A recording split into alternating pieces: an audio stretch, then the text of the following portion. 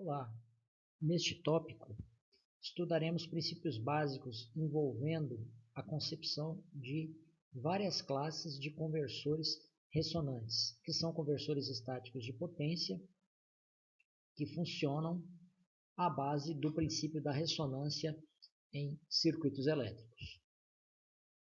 A primeira imagem que nos vem em mente quando falamos de ressonância é aquela em que um cantor lírico tenta quebrar uma taça de cristal com o som de sua voz. Então o cantor varia a tonalidade de sua voz até atingir certas notas musicais e dessa forma atingir a frequência de ressonância do cristal, que passa a vibrar até se quebrar. Porém, em circuitos elétricos, esse conceito é um pouco diferente. A frequência de ressonância é aquela na qual a reatância indutiva torna-se igual à reatância capacitiva.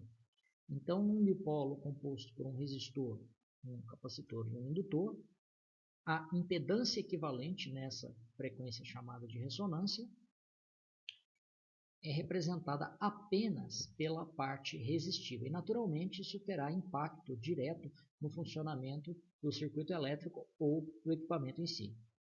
Vamos considerar um circuito RLC série, bastante simples, e uma fonte de tensão alternada, na qual a frequência possa ser variada. Então, a impedância do circuito R mais J ômega L menos ômega C pode ser representada por essa expressão bastante conhecida, e na ressonância tem-se que a reatância indutiva é igual à reatância capacitiva em módulo. Desta forma, igualando-se esses dois termos, ômega L igual a 1 dividido por ômega C, consegue-se isolar o valor da frequência angular ou ainda obter a frequência em Hertz na qual ocorrerá a ressonância. Então, se XL for igual a XC em uma dada frequência, tem-se então que a impedância R mais J ômega L menos ômega C passa a ser representada apenas por R, ou seja, nós temos uma redução do módulo da impedância caso o circuito estivesse operando em uma frequência diferente da ressonância. Isso implica que, com a redução do módulo da impedância, ocorrerá um aumento da corrente que circula pelo circuito, em termos do valor eficaz desta corrente.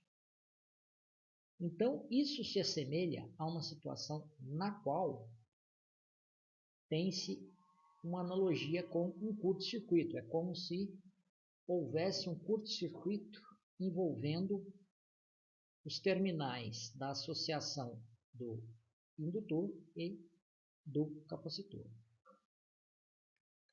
Vamos considerar então a análise de um circuito RLC bastante simples, simulado no PSIM.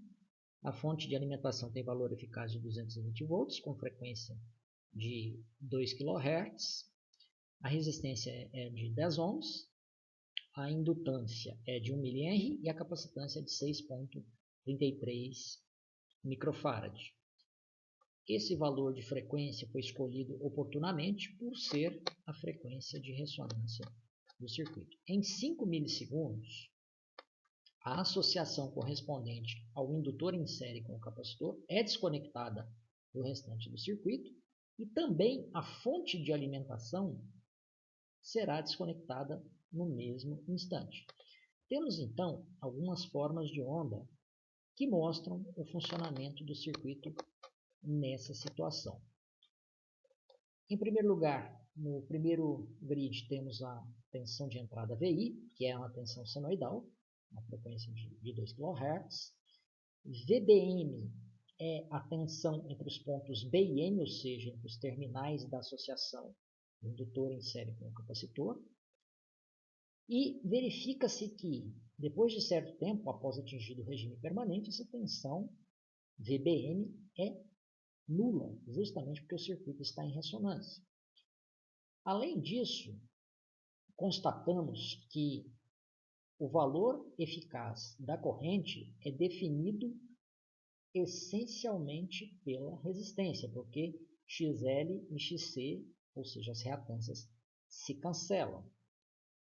Dessa forma, o valor de pico dessa corrente será de 31,1 amperes, como mostra o terceiro grid. Agora, em 5 milissegundos, constatamos que a corrente que circula no circuito se anula, porque a fonte de alimentação foi desconectada, porém, a tensão no indutor e a tensão no capacitor se mantém, uma vez que esses são elementos ideais e a energia armazenada no indutor é transferida para o capacitor e depois a energia armazenada no capacitor é devolvida para o indutor. Então, essa condição em que as tensões do indutor e do capacitor ficam em oposição de fase e há essa troca de energia é, via de regra,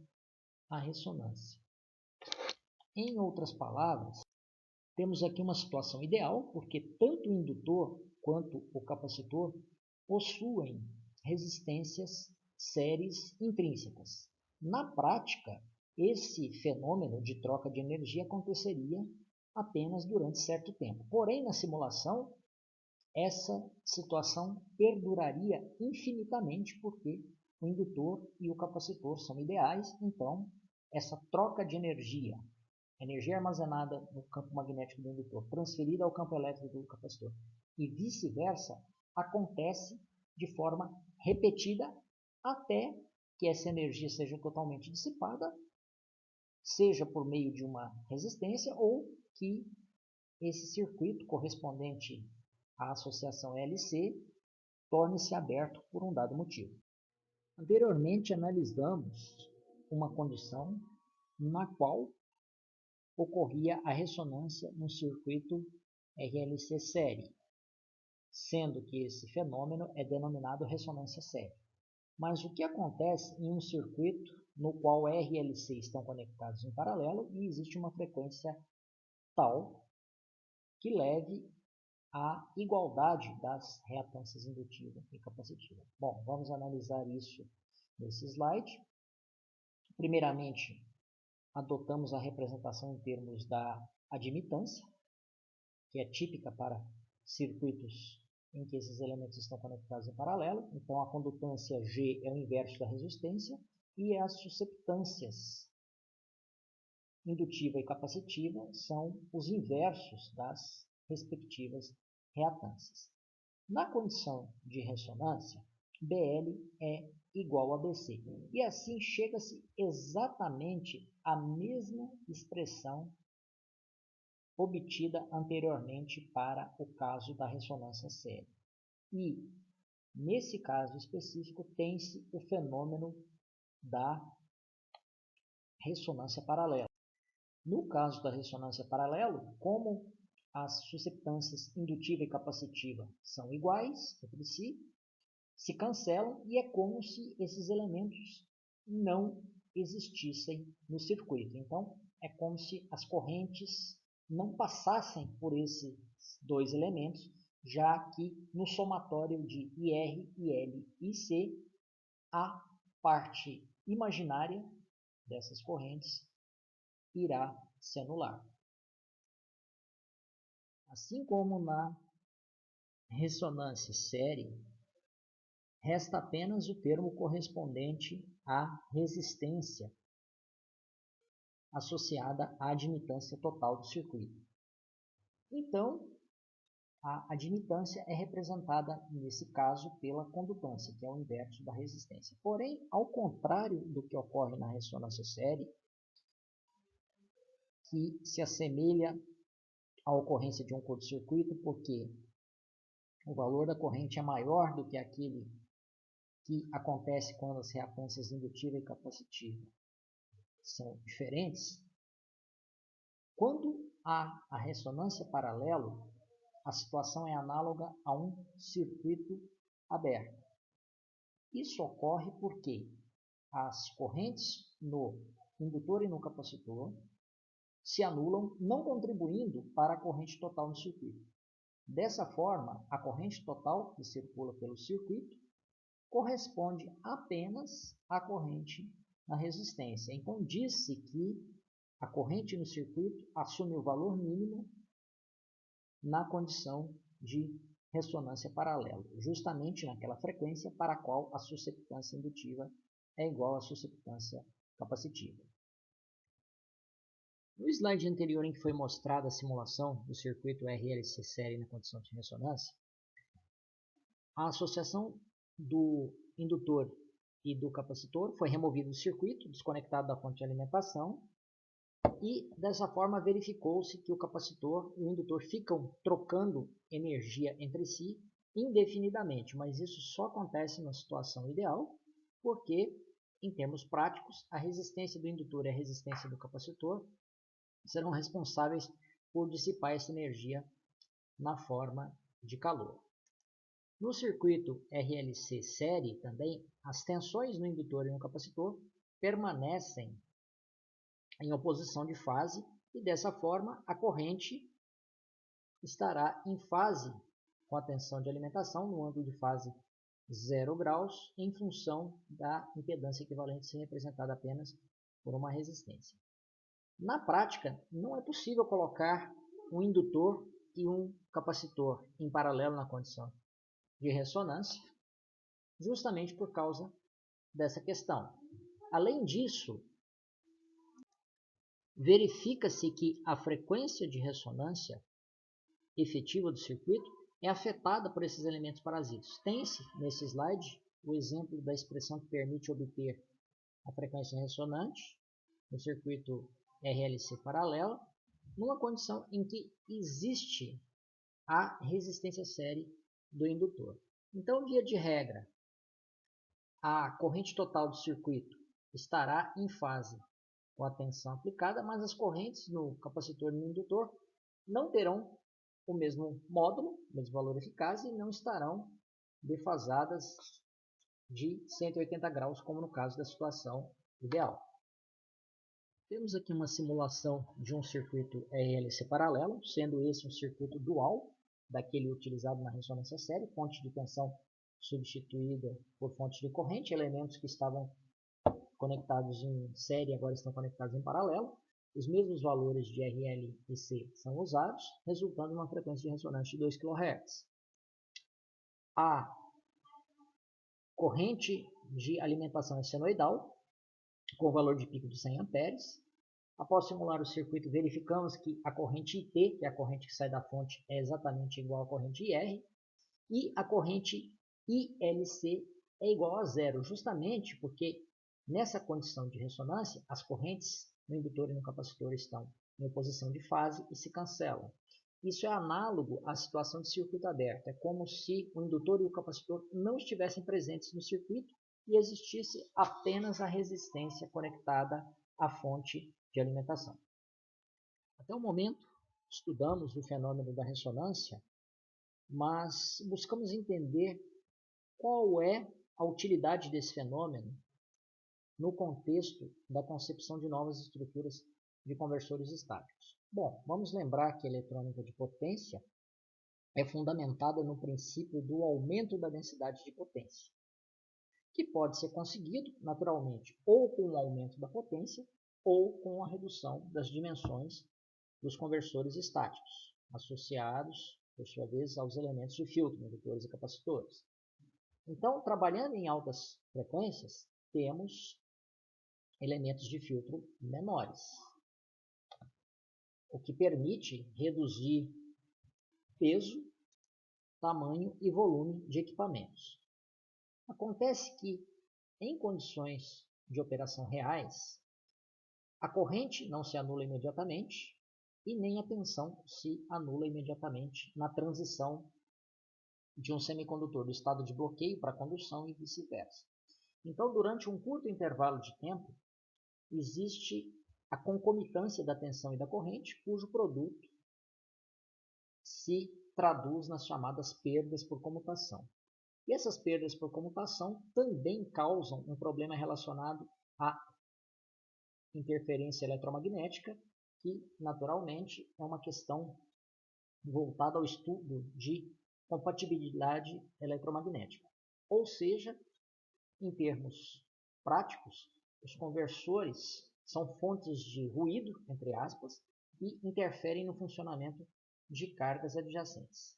Mas há uma possibilidade de reduzir as perdas por comutação se nós considerarmos que apenas uma das grandezas, corrente ou tensão, seja não nula durante a transição dos estados de bloqueio para condução, né, ou vice-versa. E é nesse ponto que o fenômeno da ressonância é útil no estudo de estruturas de conversores chamados ressonantes. Sabemos que o fenômeno da ressonância está associado a pulsos de tensão e correntes que são senoidais por natureza. Então, utilizando um tanque ressonante, é possível conceber estruturas de conversores estáticos que se baseiem nesse princípio e obter a transição da passagem do estado de condução para bloqueio em condições em que uma dessas grandezas seja nula. Dessa forma, estudaremos neste tópico diversas classes de conversores ressonantes, que incluem inversores, conversores CCCC e também retificadores. Daremos ênfase também ao estudo do fenômeno da chamada comutação suave, que é a comutação sob tensão nula, Zero Voltage Switching, e a comutação sob corrente nula, Zero Current Switching. Vamos começar o estudo dos conversores ressonantes pela análise dos inversores ressonantes série, que recebem esse nome porque o tanque ressonante, ou seja, o circuito correspondente à associação do indutor e do capacitor, estão conectados em série com a carga, formando um circuito subamortecido. Assim, nesse tipo de conversor, a corrente vai naturalmente a zero em função da característica da ressonância, que está associado a pulsos de corrente senoidais. Esse tipo de estrutura é normalmente utilizado em aplicações nas quais se deseja obter tensões alternadas, com baixo conteúdo harmônico, e em frequências elevadas, como é o caso de aquecimento por indução, sistemas de iluminação à base de ballasts ou reatores eletrônicos, entre outros. E, além disso, uma vantagem é o fato de se trabalhar em altas frequências de ressonância, muito maiores que a frequência de comutação, permitindo então reduzir o tamanho dos elementos do tanque ressonante LC. Temos aqui o exemplo de um inversor ressonante série com interruptores unidirecionais, ou seja, empregam-se tiristores, nesse caso específico, sendo que o tiristor apresenta um custo tipicamente menor do que o MOSFET. E nesse tipo de circuito temos dois indutores e um capacitor e a carga representada pela resistência R. Antes de começar o estudo do conversor em si, vamos lembrar que, uma vez aplicada a polarização reversa ao tiristor, seja pela comutação forçada ou pela característica de desligamento natural desse elemento, em virtude do fato da tensão de catodo se tornar mais positiva que a tensão de anodo, o tiristor precisa de um certo tempo para ser desligado em função da característica de recombinação dos portadores no interior da junção semicondutora. Então, isso quer dizer que o tiristor não anula sua corrente imediatamente após a aplicação da tensão reversa. E isso influencia o funcionamento do circuito, como veremos na sequência. Então, como é de praxe, a operação de um conversor estático é analisada em termos de etapas de funcionamento. Se dispararmos os tiristores T1 e T2 simultaneamente, haverá um curto-circuito na fonte de alimentação e, naturalmente, isso não pode ocorrer. Logo, eles devem ser disparados separadamente. Vamos começar disparando o tiristor T1, então forma-se um circuito RLC série, porque o tiristor se comporta como um curto-circuito. Naturalmente, esse tiristor será desligado porque circula pelo circuito RLC uma corrente ressonante com característica senoidal. Então, a polarização reversa é aplicada naturalmente ao tiristor, porém, deve-se ressaltar que esse tiristor possui tempo de desligamento. Então, eu não posso disparar o tiristor T2 enquanto o tiristor T1 não estiver totalmente bloqueado. Isso deve ser levado em consideração no projeto do circuito. Dessa forma, deve-se consultar a folha de dados do componente para definir o projeto do circuito em questão. Considerando então que T2 só vai ser disparado depois que o tiristor T1 estiver totalmente bloqueado, existirá um curto intervalo de tempo no qual temos o circuito RLC submetido a uma corrente nula. Então vejam pelas formas de onda que a corrente na carga, a corrente IO, apresenta uma descontinuidade e esse intervalo de descontinuidade tem que ser maior ou igual ao tempo de desligamento TQ do tiristor. Então, depois dispara-se o tiristor T2 e novamente nós temos o circuito RLC, sendo que nessa condição o capacitor começa a se descarregar fornecendo energia para o indutor. Verifica-se então que a corrente na carga apresenta um aspecto senoidal, apesar da descontinuidade, e assim, dada a referência do circuito, temos um pulso associado ao semiciclo positivo, quando se dispara T1, e outro pulso associado ao semiciclo negativo, quando se dispara T2. No slide anterior apresentamos a análise qualitativa, que é aquela que descreve o funcionamento do circuito em termos do comportamento das tensões e das correntes, e agora vamos apresentar a análise quantitativa, ou seja, a análise matemática. A primeira questão é o fato de que o circuito deve ter característica subamortecida, o que pode ser obtido respeitando-se essa equação, em que o quadrado do valor da resistência tem que ser menor que 4 vezes L dividido por C. Naturalmente, essa expressão pode ser demonstrada por meio da análise de circuitos elétricos e não será apresentado aqui. Vamos analisar agora a primeira etapa de funcionamento. Temos então um circuito RLC conectado a uma fonte senoidal, porque o tiristor ideal é análogo a um curto-circuito. Então, isso vai levar, naturalmente, à solução de uma equação diferencial.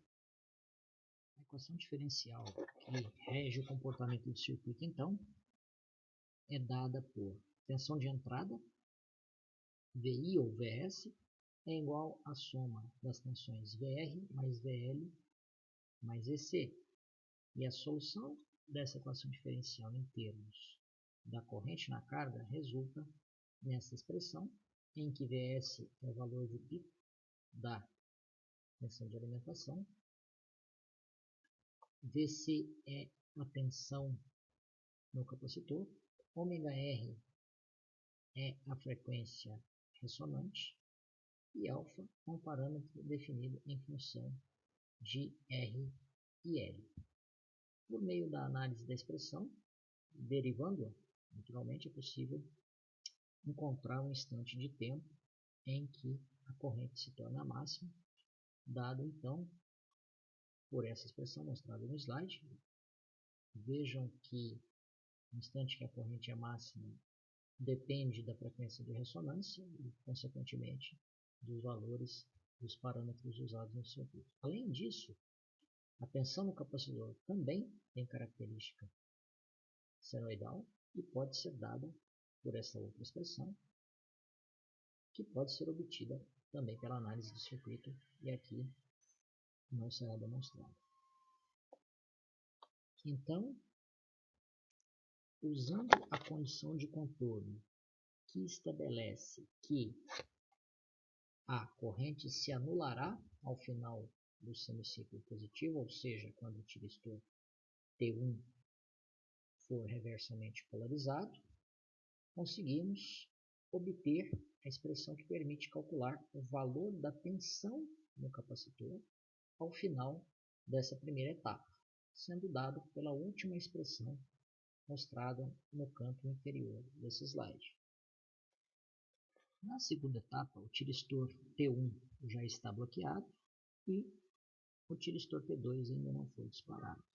Como essa etapa tem curta duração, pode-se considerar que a tensão no capacitor praticamente não varia. Então, a tensão durante essa etapa no capacitor permanece constante, igual a VC2, que é igual a VC1, sendo o VC1 calculado pela expressão mostrada anteriormente. Quando finalmente é possível disparar o tiristor 2 após decorrido o tempo de desligamento do tiristor T1, tem-se um novo circuito em que o capacitor se descarrega, fornecendo energia para a carga e para o campo magnético do indutor, e dessa forma temos outra equação diferencial, sendo que VR mais VL mais VC é igual a zero, e essa solução leva à obtenção de duas expressões, a corrente instantânea na carga e a tensão instantânea no capacitor, que são diferentes naturalmente daquelas obtidas para a primeira etapa. E depois da terceira etapa, o tiristor 1 é disparado novamente, claro que deve-se esperar o tempo de desligamento do tiristor T2 para que se dispare T1, e assim se inicia um novo ciclo de comutação. Ao final da terceira etapa, a corrente na carga se anula com o bloqueio do tiristor e a tensão no capacitor se torna igual a VC3 ou igual a VC, sendo que a partir dessas condições de contorno é possível calcular as tensões VC e VC1, e além disso, a tensão da fonte mais a tensão VC é igual a VC1, o que pode se inferir a partir da análise das etapas de funcionamento. Além disso, em função da zona de corrente nula necessária entre o bloqueio de um tiristor e o disparo do próximo associado ao tempo de desligamento, tem-se uma limitação na máxima frequência que pode ser obtida na saída, ou seja, a frequência de operação da carga em si. Dessa forma, a expressão mostrada na parte inferior do slide mostra uma diferença de dois termos associados à frequência angular de saída, ω0, e à frequência angular de ressonância, ω-r, sendo que essa diferença corresponde ao intervalo de tempo T-off, que tem que ser maior que o tempo de desligamento para evitar o curto-circuito nos terminais da fonte. Uma versão modificada da estrutura anterior é mostrada nesse slide, em que os indutores L1 e L2 são acoplados, ou seja, os dois enrolamentos pertencem a um mesmo núcleo magnético. Dessa forma, a tensão induzida em L1 se reflete em L2. Quando se dispara o tiristor T1 no semiciclo positivo, A corrente na carga começa a crescer, não cresce instantaneamente em virtude da presença do indutor. Tem-se então um pulso de corrente ressonante circulando pelo circuito formado por L1, C e R, e ao mesmo tempo tem-se uma tensão induzida em L2, que em determinado ponto acaba se somando à tensão do capacitor, impondo uma tensão no anodo de T2, que é menos positiva que a tensão do cátodo. E dessa forma consegue-se bloquear esse tirestor mesmo antes de a corrente na carga se anular. Uma das principais vantagens dessa estrutura é o fato de se utilizar apenas um núcleo magnético. As duas estruturas anteriores apresentam uma elevada corrente pulsada, que é fornecida sempre pela fonte CC nos dois semiciclos da tensão de saída. Então, modificando essas estruturas e inserindo-se esses dois capacitores associados aos indutores acoplados, é possível fazer com que metade da corrente de carga seja fornecida pelos capacitores e a outra metade seja fornecida pela fonte. Uma eventual desvantagem nessa estrutura é o fato de que pequenas diferenças construtivas entre C1 e C2 podem levar ao surgimento de nível CC na tensão de saída, ou seja, a tensão aplicada à carga representada pela resistência R. Pode-se empregar também um inversor ponte completa do tipo ressonante série para se obter uma corrente CA na carga. Os tiristores T1 e T2 são disparados no semiciclo positivo, garantindo então que circule um pulso de corrente ressonante pela associação RLC, e os tiristores T3 e T4 são disparados no semiciclo negativo, também garantindo que circule um pulso de corrente ressonante. Deve-se ressaltar que essa estrutura é amplamente conhecida em eletrônica de potência, como ponte H, e é empregada na concepção de diversas topologias, inversores, retificadores e mesmo conversores CCCC. Nesse caso, tem-se uma corrente extraída da fonte que é contínua, mas é pulsante. Até o momento, vimos estruturas que empregam interruptores unidirecionais em corrente, o que significa que a corrente circula em um único sentido. Porém, sabemos que no circuito ressonante, o pulso de corrente ressonante passa pelo semiciclo positivo negativo de acordo com o comportamento da troca de energia entre o indutor e o capacitor. Nesse caso, o interruptor bidirecional pode ser entendido como uma associação de um tiristor e um diodo antiparalelo, de forma semelhante ao que acontece com o MOSFET, que já possui um diodo antiparalelo intrínseco ao seu encapsulamento. Temos então que a estrutura mais simples possível, em que, se disparando o tiristor T1 circula um pulso de corrente correspondente ao semiciclo positivo, e depois, quando o tiristor é naturalmente bloqueado, o diodo é polarizado e assim a corrente continua circulando pelo tanque LC, mas no sentido oposto.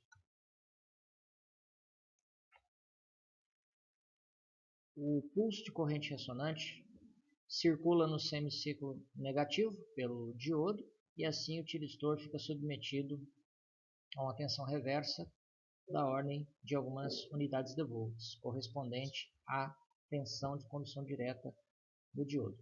Além disso, se o tempo de condução do diodo for maior que o tempo de desligamento do tiristor, o pulso de corrente continuará circulando livremente até se anular e não haverá necessidade de zona morta, sendo que a frequência da tensão de saída é igual à frequência ressonante.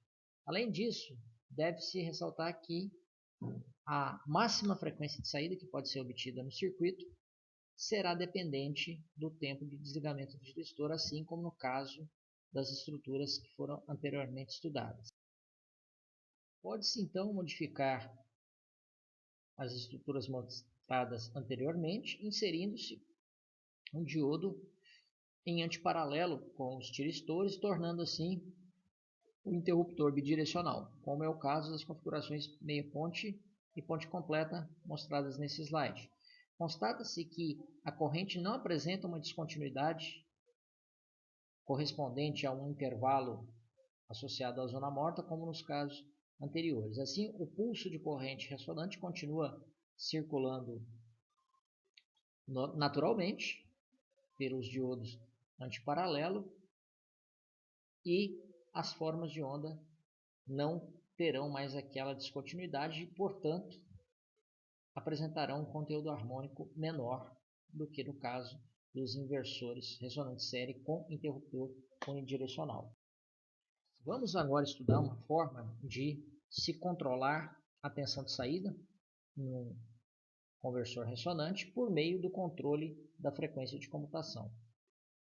Vamos lembrar que quando estudamos inversores em eletrônica de potência, em especial o inversor de onda quadrada, a tensão de saída tem uma frequência que é igual à frequência de comutação. Então, quando se deseja, por exemplo, na saída uma frequência de 60 Hz, deve-se acionar os interruptores da ponte H com essa frequência.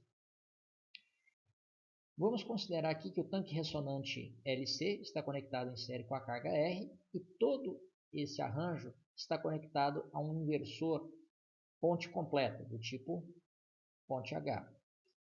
Então, aplicado nos terminais desse arranjo, existe uma forma de onda quadrada de patamares mais Vs e menos Vs, cuja série de Fourier é representada por essa expressão bem conhecida. Temos apenas harmônicas ímpares, porque esse circuito, essa forma de onda, apresenta simetria de meia onda. Então, analisando o circuito equivalente no domínio da frequência, podemos obter uma expressão para o ganho, que representa uma relação entre a tensão de saída, ou seja, a tensão aplicada à resistência, e a tensão de entrada. Constata-se, então, que esse circuito, naturalmente, é dependente da frequência de comutação, ômega, sendo essa uma frequência angular, e além disso define-se ômega0 como sendo a frequência ressonante e QS como sendo o fator de qualidade. Substituindo esses dois últimos parâmetros na expressão do ganho, obtemos uma representação para a expressão do ganho, em que se constata que há uma razão entre a frequência de ressonância e a frequência de comutação. E isso vai permitir variar o ganho, ou seja, variar o valor da tensão de saída. Podemos então plotar esse ganho em função do parâmetro U, que representa a relação entre a frequência de comutação ômega e a frequência de ressonância ômega0, obtendo-se as curvas mostradas nesse gráfico. Então, temos uma família de curvas para diversos valores do fator de qualidade e, além disso, constatamos que o ganho é máximo e igual à unidade.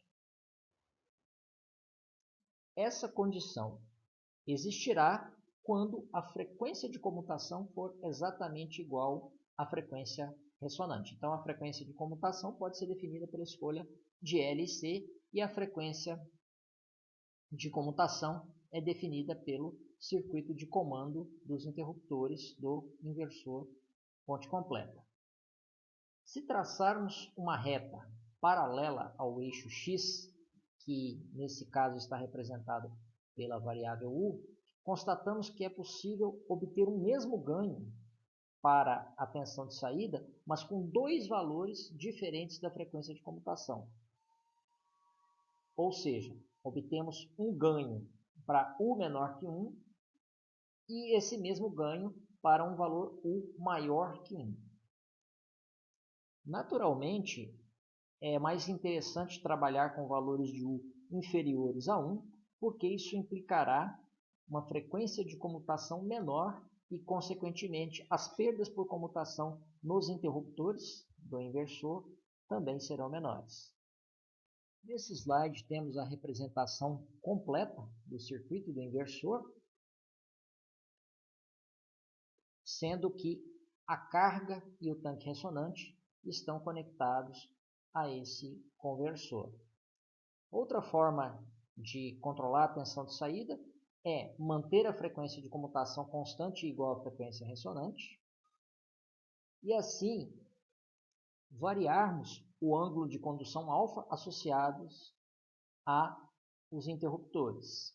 Ou seja, variando-se a largura desses pulsos mostrados no slide, que vão de alfa até π menos alfa e de π mais alfa a 2π menos alfa, é possível variar o valor eficaz da tensão de entrada, lembrando que essa tensão de entrada é a tensão aplicada nos terminais do arranjo RLC, não é a tensão VS, e desse modo, controlando-se esse ângulo alfa, obtém-se o valor desejado da tensão de saída. É possível conectar a carga em paralelo com o capacitor do tanque ressonante e assim temos uma representação do circuito equivalente em que a tensão de entrada corresponde a uma forma de onda quadrada fornecida por um inversor ponte completo, sendo que a frequência dessa tensão quadrada justamente é igual à frequência de comutação. Pode-se então realizar a análise desse circuito para definir a expressão do ganho que relaciona a tensão de saída com a tensão de entrada quadrada. Constata-se então que a expressão resultante depende da frequência de comutação, da frequência de ressonância, ω0, e também do fator de qualidade, que nesse caso é adotado como sendo o inverso do fator de qualidade para o circuito em que o tanque está conectado em série com a carga.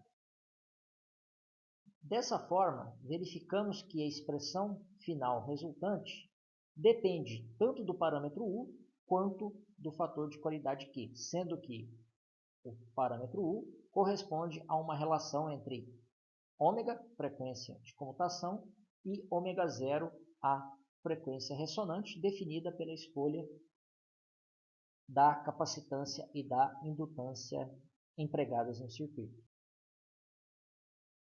Podemos plotar a expressão resultante em função do fator de qualidade U, sendo que isso resulta em uma família de curvas, uma curva para cada valor diferente do fator de qualidade, e constata-se que, para valores de fator de qualidade superiores a 2, o ganho é máximo e ocorre justamente na condição em que U é igual a 1, ou seja, a frequência ressonante igual à frequência de comutação dos interruptores do inversor. Além disso, traçando uma reta paralela ao eixo x associado à variável 1, constata-se que é possível obter o mesmo ganho com dois valores diferentes da frequência de comutação. Naturalmente, opta-se por trabalhar com o menor valor de U possível, porque isso implicará a menor frequência de operação e, assim, as menores perdas por comutação, implicando o maior rendimento do sistema. É possível também usar uma combinação das duas configurações anteriormente mostradas com uma associação da carga no arranjo série paralelo, composto aí por dois capacitores. Então, em vez de trabalhar com 4 interruptores, podemos trabalhar apenas com 2 interruptores e um circuito correspondente a esse outro conversor, que é mais simples do que aquele correspondente ao inversor ponte completa. Então, economiza-se 2 interruptores nesse caso, tornando o custo do circuito menor. Novamente, adotamos a representação do circuito equivalente, em que a tensão Vs corresponde a uma forma de onda quadrada, cuja frequência é igual à frequência de comutação. Deseja-se, então, obter a expressão do ganho, que relaciona a tensão na carga VO com a tensão de entrada VI, ou seja, aquela aplicada nos terminais do arranjo. Então, obtém-se aqui um arranjo que tem as características híbridas da configuração série e da configuração paralela, sendo que a expressão do ganho dependerá do fator de qualidade e do parâmetro U, que relaciona a frequência de comutação e a frequência ressonante, mas também da escolha dos capacitores CP e CS. É possível, então, plotar essa expressão para diversos valores do fator de qualidade, considerando-se, nesse caso aqui, os capacitores série e paralelo como possuindo o mesmo valor. Então, para pequenos valores do fator de qualidade, é possível obter uma tensão na carga maior do que a tensão de entrada, porém, isso não ocorrerá para valores de U igual a 1, mas sim para valores de U superiores a 1, o que implica o uso de maiores frequências de comutação. Porém, à medida que se aumenta o fator de qualidade, aproxima-se da característica do circuito com a carga conectada em série. Vejam que para o fator de qualidade igual a 5, o máximo ganho acontece aproximadamente para U igual a 1, e esse ganho também é unitário. O inversor ressonante paralelo consiste na representação dual do inversor ressonante série.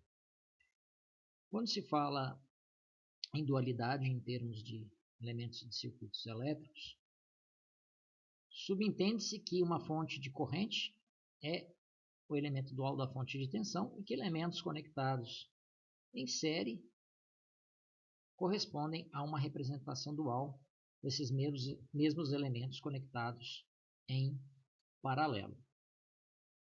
Então, temos uma comparação do inversor ressonante série com o inversor ressonante paralelo, sendo que agora o arranjo RLC é alimentado não por um inversor do tipo fonte de tensão, mas sim um inversor do tipo fonte de corrente, que fornece uma forma de onda quadrada. Essa forma de onda quadrada é representada por uma série de Fourier, que tem a mesma forma da expressão mostrada anteriormente para a tensão quadrada. A única diferença é que o patamar constante agora será uma corrente IS e não mais uma tensão. Então, no inversor ressonante paralelo, para controlar a tensão na carga, deve-se considerar uma relação de impedância associada à razão entre a tensão VO na carga e a corrente de entrada II aplicada ao arranjo RLC paralelo. Verifica-se por meio da expressão obtida que, assim como no caso do inversor ressonante série, essa relação depende da frequência de comutação e da frequência ressonante. Temos aqui a definição de QP como sendo o fator de qualidade e delta uma relação entre os parâmetros alfa e a frequência de ressonância. Logo, consegue-se obter uma expressão para a impedância do circuito que varia com o fator de qualidade e o parâmetro U, sendo que U é a razão entre a frequência ressonante e a frequência de comutação. Obtém-se, então, uma família de curvas para diversos valores do fator de qualidade que apresenta o mesmo aspecto do caso do inversor ressonante série, ou seja, o máximo ganho é obtido para um valor de U igual a 1 e esse máximo ganho também é igual à unidade. Além disso, constata-se novamente que é possível obter duas frequências de comutação para as quais o ganho será o mesmo, traçando-se uma reta paralela ao eixo X. E claro, assim como foi mencionado anteriormente, deve-se optar pelo menor valor da frequência de comutação, que levará às menores perdas por comutação, mantendo o maior rendimento da estrutura dessa forma. Essa é uma possível configuração de um inversor do tipo fonte de corrente, que emprega apenas dois interruptores, que são acionados com razões cíclicas complementares, mas não precisam de tempo morto, justamente porque não há possibilidade de ocorrência de curto-circuito, já que eles não pertencem ao mesmo braço. Vemos que o capacitor ressonante está em paralelo com um transformador, um TAP central, representando então a parte indutiva do circuito, e conectado ao transformador encontra-se uma resistência de carga RL. Essa é uma topologia de inversor do tipo fonte de corrente, que emprega 4 interruptores, sendo que é necessário inserir um diodo em série com cada interruptor. Isso leva a um aumento das perdas por condução e também do custo, porque haverá mais elementos no caminho da corrente. Para esse tipo de circuito é necessário obter uma fonte de corrente. Isso pode ser conseguido, em termos práticos, por meio de um retificador, fonte completa a tiristores, totalmente controlado, associado com um indutor de interligação. Então, passamos a ter uma entrada CA e um estágio de conversão CA-CC. Depois temos um link CC estabelecido pelo indutor e depois nós temos a ponte H, que fará a conversão CC-CA, controlando-se assim a tensão na carga por meio do controle da corrente também. A partir de agora, vamos estudar o fenômeno da comutação suave em conversores estáticos, começando pela análise de células de comutação que permitem obter uma comutação sob corrente nula, chamada de Zero Current Switching, ou ZCS. Então, a comutação ZCS acontece na entrada e ou na saída em uma condição em que a tensão é não nula, mas a corrente é nula ou aproximadamente nula, minimizando assim as perdas por comutação. Temos então basicamente duas configurações de célula ZCS básica, a célula L, sendo que o indutor é inserido em série com o interruptor e o capacitor é conectado ao indutor, formando uma letra L, e a letra M associada a uma outra configuração na qual o indutor ainda está inserido em série com o interruptor, mas o capacitor está inserido em paralelo com essa associação série.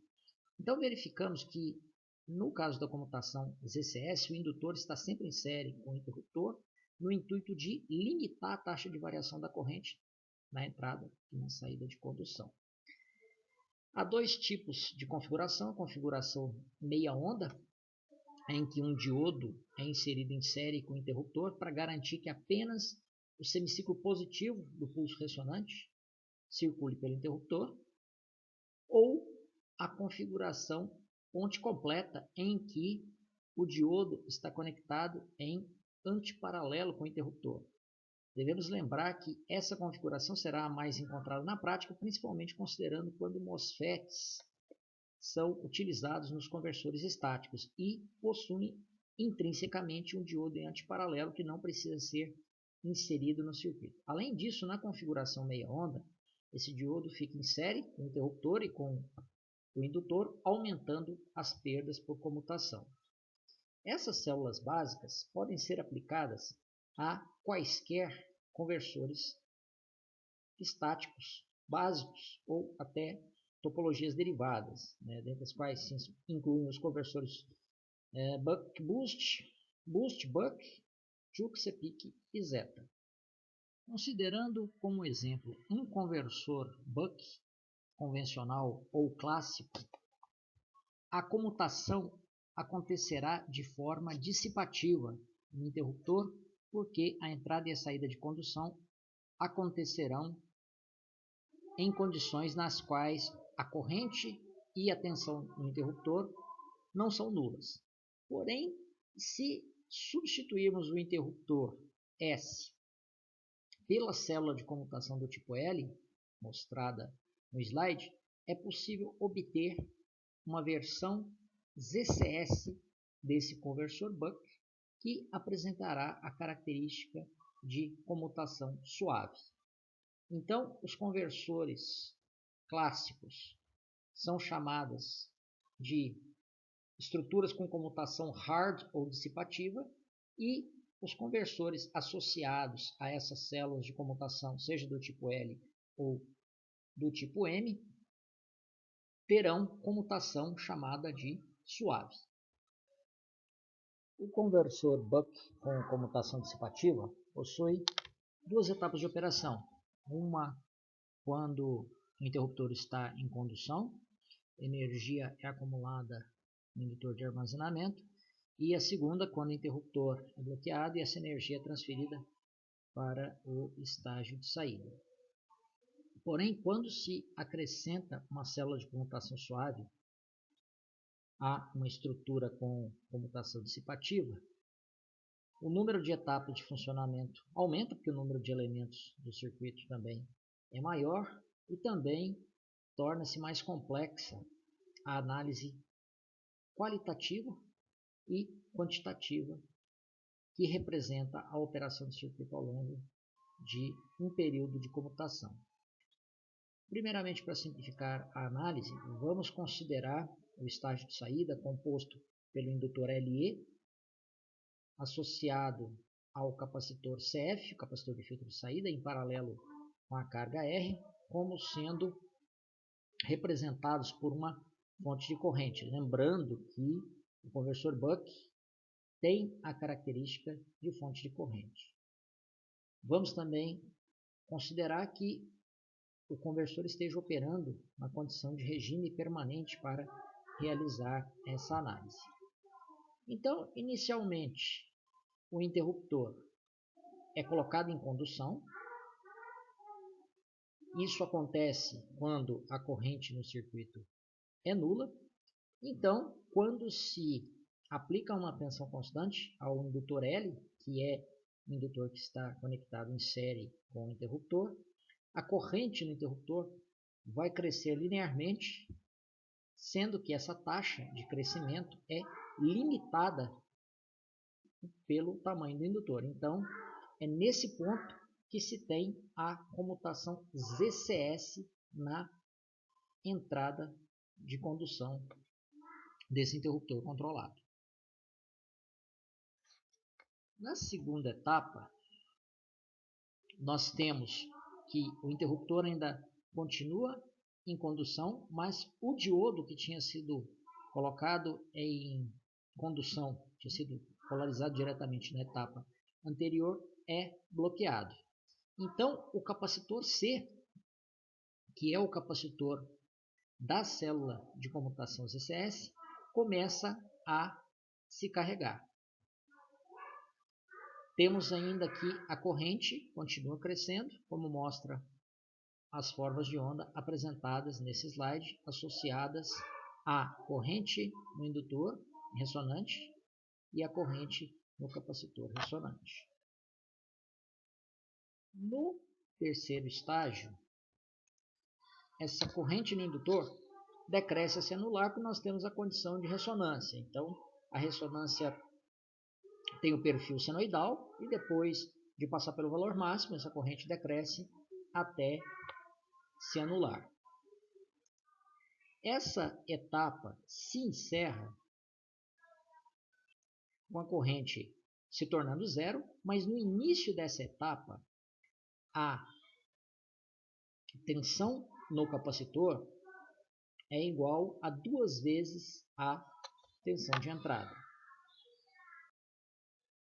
No quarto estágio, considerando que a corrente no indutor ressonante se anulou, é possível colocar o interruptor em condição de bloqueio e temos uma situação em que apenas o capacitor ressonante será responsável por fornecer energia para o estágio de saída, que aqui é representado de forma simplificada por aquela fonte de corrente. Além disso, essa tensão começa a se decrescer naturalmente porque o capacitor está se descarregando. No quinto estágio, temos o interruptor permanece bloqueado, porém o diodo é naturalmente polarizado. Vejam que a tensão no capacitor ainda continua a decrescer e essa etapa permanece até que o interruptor seja colocado em condução e se inicie um novo ciclo de comutação. O conversor Buck, associado à célula de comutação do tipo M, possui 5 etapas de operação, assim como no caso da célula tipo L. Então, no primeiro estágio, o interruptor é colocado em condução e a sua corrente é limitada pelo indutor L, indutor ressonante, sendo que essa corrente cresce linearmente. O capacitor, que está em paralelo com o arranjo correspondente ao interruptor em série com o indutor, fica submetido à tensão de entrada Vs, justamente porque o diodo do conversor Buck fica polarizado diretamente e, dessa forma, circula a corrente da carga por esse diodo. No início dessa etapa, a corrente do indutor continua a crescer até atingir um valor de pico, que é a soma da corrente de saída e um fator IM, sendo esse definido em projeto do circuito ressonante. É nessa etapa que ocorre a ressonância entre o indutor e o capacitor, e assim o capacitor começa a se descarregar até atingir uma tensão nula e depois se carregar no sentido inverso, assumindo uma tensão que é igual a menos Vs no final da segunda etapa. Além disso, o diodo de roda livre permanece bloqueado. Na terceira etapa, tem-se então que a corrente no indutor decresce até se anular e o sentido de crescimento da tensão no capacitor se inverte, então ela passa a crescer tendendo a um valor positivo, sendo que essa etapa possui curta duração. Além disso, o diodo que havia sido bloqueado ao final da primeira etapa continua bloqueado nessa etapa também. Na quarta etapa de operação, finalmente pode-se colocar o interruptor em estado de bloqueio, porque a corrente no indutor, ou seja, a própria corrente no interruptor, já é nula. Assim, a corrente no interruptor sendo nula, circula apenas a corrente de saída pelo capacitor, que continua se carregando até assumir o valor igual a Vs no final da quarta etapa. Na quinta etapa, considerando então que o interruptor ainda continua bloqueado, tem-se que o capacitor permanece carregado com a tensão Vs e essa tensão é constante. Dessa forma, temos uma etapa de roda livre que se caracteriza pela circulação da corrente de carga pelo diodo que volta a ser polarizado. Essa situação persiste até que o interruptor seja colocado em condução novamente e se inicie um novo ciclo de comutação. Outra estratégia para se obter a comutação suave consiste em manter a tensão no interruptor durante a entrada de condução e o bloqueio nula ou aproximadamente nula. Isso pode ser obtido considerando-se a associação de um capacitor em paralelo com o interruptor, porque justamente o capacitor vai impedir que essa tensão varie rapidamente. Assim, temos a célula de comutação ZVS, em que o indutor é colocado em série com o arranjo composto pela combinação em paralelo do interruptor e do capacitor. Temos novamente duas configurações, a configuração meia onda, em que o diodo antiparalelo do interruptor permite a circulação apenas do pulso positivo associado à ressonância, e temos a configuração onda completa, em que é necessário inserir um diodo em série com o interruptor para que se tenha os dois pulsos associados à ressonância, ou seja, a parte positiva e a parte negativa. Novamente, ressalta-se que a configuração meia onda é mais comum que a configuração onda completa, porque o diodo antiparalelo é intrínseco a interruptores do tipo MOSFET e mesmo é inserido em encapsulamento de IGBTs. Pode-se, então, associar a célula de comutação ZVS, sendo que ZVS significa Zero Voltage Switching, ou comutação sob tensão nula, a qualquer conversor estático clássico, como é o caso do Buck, mostrado no slide. Assim, por meio dessa célula de comutação, é possível limitar a taxa de variação da tensão do interruptor, tanto na entrada quanto na saída de condução, como veremos na análise qualitativa que se segue. Assim como no caso do conversor Buck associado à célula de comutação ZCS, o conversor Buck associado à célula de comutação ZVS também possuirá mais de duas etapas de operação, sendo que então a análise qualitativa e quantitativa se torna mais complexa. Primeiramente, vamos considerar que o interruptor está bloqueado no primeiro estágio, e assim como a tensão de entrada fica aplicada à capacitância ressonante, a tensão no interruptor cresce linearmente, de 0 até o valor Vs. E dessa forma, a corrente de carga circula pelo estágio de saída, composto pelo capacitor de filtro, saída, em paralelo com a resistência de carga. Na segunda etapa, tem-se então uma ressonância entre o capacitor e o indutor, que estão em série. A tensão no interruptor continua a crescer até atingir um valor máximo, que é igual à tensão de entrada, e um valor Vm definido em projeto. Assim como o conversor Buck-ZCS apresenta um aumento nos esforços de corrente, o conversor Buck-ZVS apresenta um aumento nos esforços de tensão, sendo essa uma desvantagem inerente às técnicas de comutação suave apresentadas até então.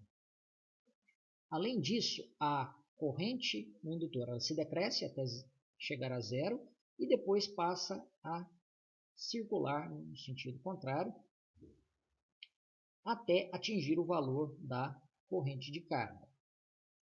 Na terceira etapa, a tensão no capacitor ressonante decresce até se anular e, além disso, a corrente no indutor passa a crescer ligeiramente nessa etapa até atingir um valor positivo na próxima. Além disso, tem-se a corrente de carga circulando na etapa de roda livre pelo diodo DM. Na quarta etapa, em que a tensão no interruptor é nula, finalmente podemos colocá-lo em condução. E assim a corrente circulará pelo indutor ressonante e, naturalmente, essa corrente crescerá e essa etapa persiste até que a corrente no indutor assuma o valor da corrente de carga. Além disso, o capacitor permanece descarregado e o diodo de roda livre permanece conduzindo. Na quinta etapa, A corrente no indutor permanece constante e igual à corrente de carga, e a tensão no capacitor também permanece nula. O diodo permanece bloqueado e a corrente de carga circulará pelo interruptor, que ainda está em condução. Então, essa situação persiste até que o interruptor seja bloqueado ao final do período de comutação e um novo ciclo de comutação se inicie. Então, esse é o circuito equivalente da quinta etapa de funcionamento, e essas formas de onda representam o funcionamento do conversor ressonante ao longo de um período de comutação. Além dos exercícios resolvidos, recomenda-se resolver os exercícios propostos ao final do capítulo 11 do livro Conversores de Pulsos Ressonantes, do autor Muhammad Rashid.